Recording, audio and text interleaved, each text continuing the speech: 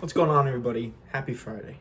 I wanted to come talk to you about some things that I've been thinking about. I got a message from a patron, and he was like, hey, can we do some little bit more beginner stuff on the page? I was like, absolutely, of course. And it got my brain thinking, what if I share with you a couple of things I used to do at Berkeley when, you're busy and, you've got other classes to do and you still want to have time to practice. I probably had a little bit more time than your average person with a day job to practice because that was my, that was what I was doing. That was my thing. So there's a few things that I worked on that really made my guitar playing much better, much more like cohesive, and they're basic things, but they do pay off in the long run. There's a couple things that a lot of people lack. Ability to control vibrato is a big thing. Vibrato isn't a tick. It should be a decision you make. It should be a tonal thing, a melodic thing. It's all of those things together. Bending is two. Those two basic things that I think people really overlook. They go, okay, I bent. That's the same thing as really be able to control it. And third thing is syncing up your right and left hand. Now that might sound easier than it is, and it kind of is. It's maybe one of the easier things to do than practicing bending in vibrato and getting that really to a place where it's phenomenal.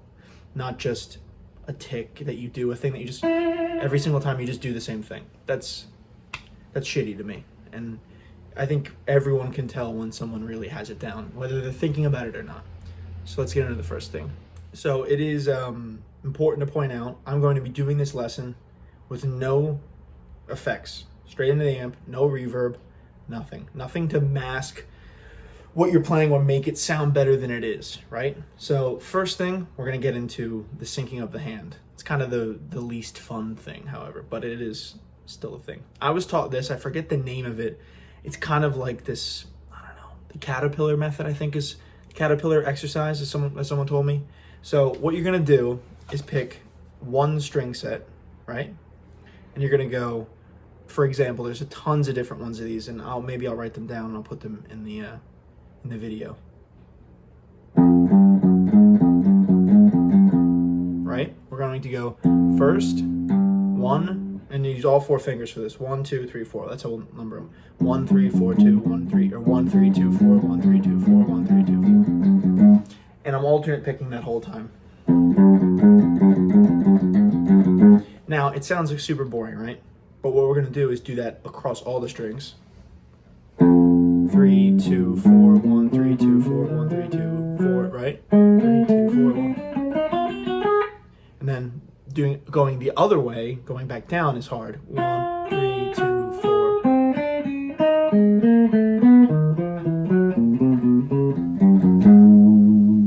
Now, some people might be like, oh, this is advanced.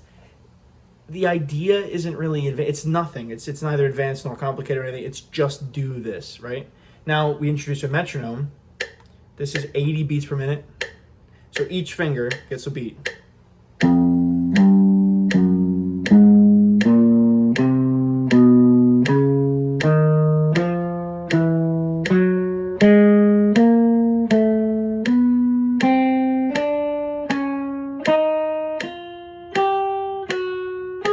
Right? Then you repeat and do eighth notes. So we've got 1, 2, 3, 4, 1, 2, 3, 4, 1, 2, 3, 4, 1.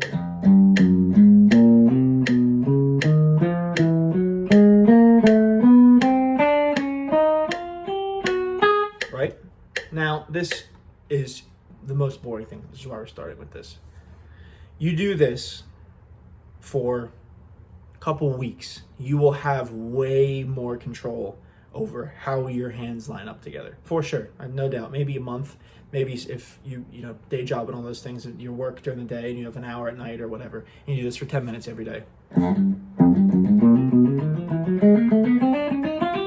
It's a lot harder than it sounds, really, to be honest.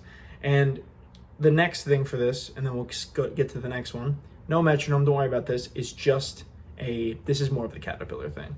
You're gonna go do 4, and then move up a fret and a string set.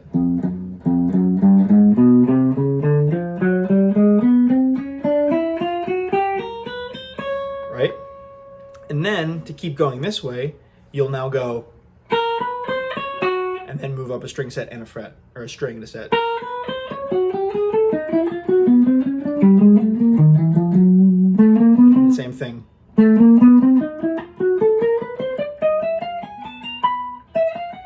right? Does that make sense? So what that ends up doing is getting like, if you go,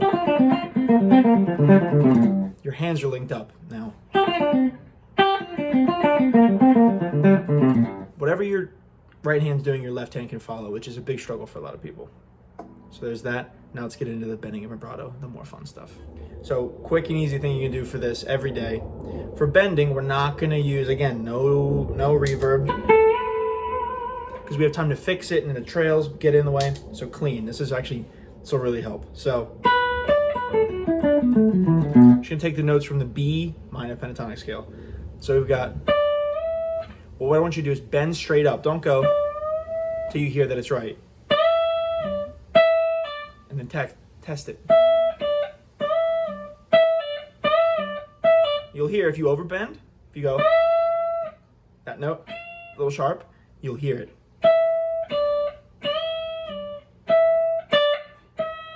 If you go flat, you'll hear it.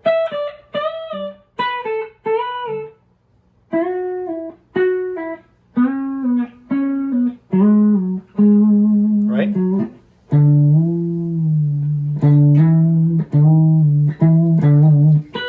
So you bend up from each note, so you can hear it every time. Now I'm trying to purposely fuck this up, but you can hear it underneath.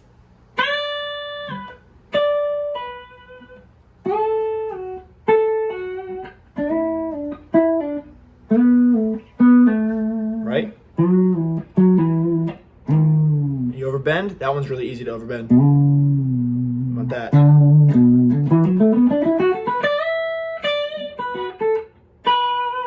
That's the other thing. Bend up without playing. Should be in tune. Now this comes from just knowing your guitar too. Like, I have two guitars mainly that I play. This one and the not mainly. I only have two electric guitars. This one and my Gibson. I know the way those feel. So it's kind of important to do it on one guitar, which is why I think it's important to have one main or two main guitars only, in my opinion. Other people might disagree. It's fine, but you really get to know the instrument. Where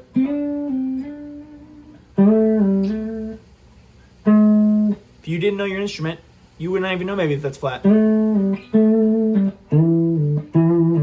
Right? Okay, now let's get into some vibrato. Now for vibrato practice, this is probably the toughest one to really think about while you're practicing, right? Because we all do it. I mean, take a dead note. The dead note, as in not vibrato, it's not dead, but is equally as important as a vibrato note, I think. Learn to get used to that. What the note sounds like flat.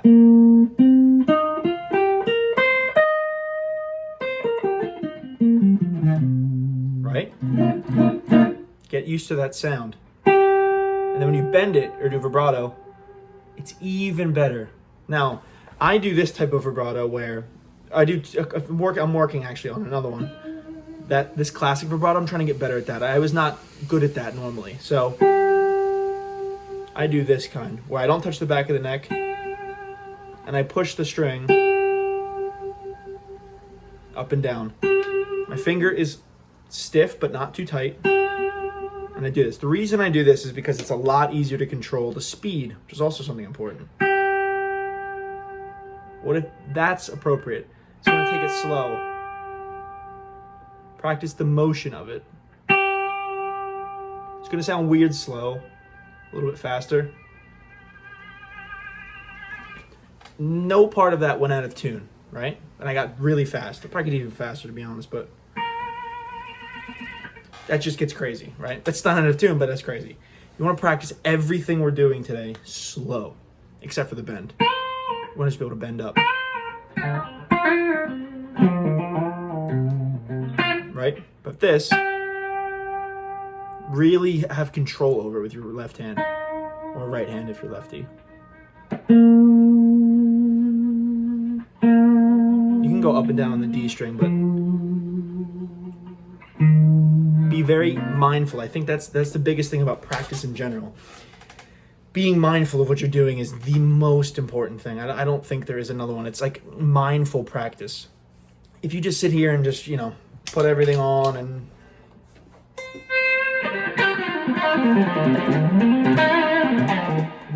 That's not practice. That's playing, right? You could dial in your sound. That's fine. But I think the message of all this is you really want to be mindful while you're practicing. 15 minutes of mindful practice a day would pay dividends. It would absolutely pay dividends within a couple months because you're focusing on a task. And if you're like me, you love guitar so much, like more than you could even explain to anybody. It's something that drives you and makes you want to get better and, excites you every day. It deserves the attention. It deserves 15 minutes of your time a day. It just does. And it's tough to explain to somebody else, but it deserves 15 minutes of your time. It does. It's brought you so much, so be respectful of the instrument and, get a hold of it and learn how to play. And just really give it what it deserves. Give the music what it deserves. No one wants to hear bad music. I'm not accusing anybody of that, but nobody wants to hear that. All the people we love did practice these things, whether they realize it or not. But anyway, hope you guys have a great Friday, and I will see you on Tuesday next week. Later, everybody.